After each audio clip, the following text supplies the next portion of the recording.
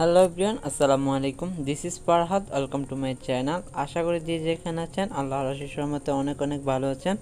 So আজকের পর্বে আপনাদের সাথে শেয়ার করতে চলেছি 4 ধরনের চায়ের রেসিপি। আশা করি আজকের চায়ের রেসিপিগুলো আপনাদের উপকারে আসবে।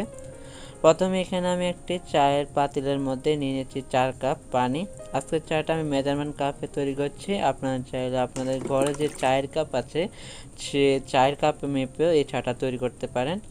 এবার এখানে আমি দিয়ে দিচ্ছি 2টা তেজপাতা আর কিছুটা আদা কুচি আর 4টা এলাচ, 4টা লবঙ্গ আর একটা দারচিনি টুকরো।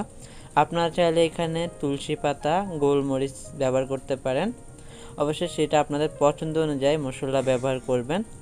এবার আমি চায়ের পাতিলটা চুলার মধ্যে বসিয়ে দিয়েছি। এবার পানিটা ভালোভাবে ফুটানো পর্যন্ত অপেক্ষা করতে হবে। এখানে আমি দিয়ে দিয়েছি 1 চিমটি লবণ। পানিটা ভালোভাবে ফুটে উঠলে তারপরে এখানে দিয়ে দিতে হবে চা পাতা। এখানে আমি দিয়ে দিচ্ছি 4 চা চামচ চা পাতা।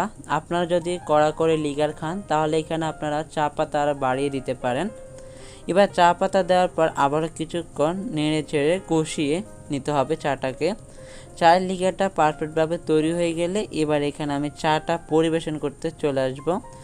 চাটা পরিবেশন করার জন্য আমি এরকম ধরনের চায়ের গ্লাস নিয়েছি 4টি। আর এখান থেকে আমি একটি চায়ের গ্লাস সরিয়ে রাখলাম। প্রথমে আমি আপনাদেরকে এই 3টি গ্লাসের মধ্যে 3 ধরনের চা তৈরি করে দেখাবো।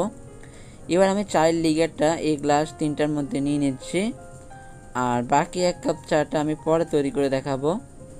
3টি গ্লাসের মধ্যে চায়ের লিগার ঢেলে নেওয়া হয়ে গেলে এবার এখানে আমি দিয়ে দিব 1 চা চামচ করে চিনি।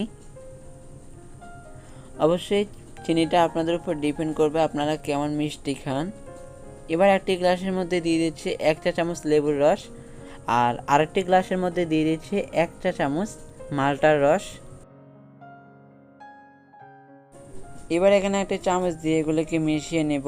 এখানে আমার কিন্তু 3 ধরনের চা তৈরি হয়ে গেল। এখানে আমার লেবু চা, মালটা চা আর রং চা তৈরি করে ফেললাম। এবার আমি আপনাদেরকে তৈরি করে দেখাবো দুধ চা।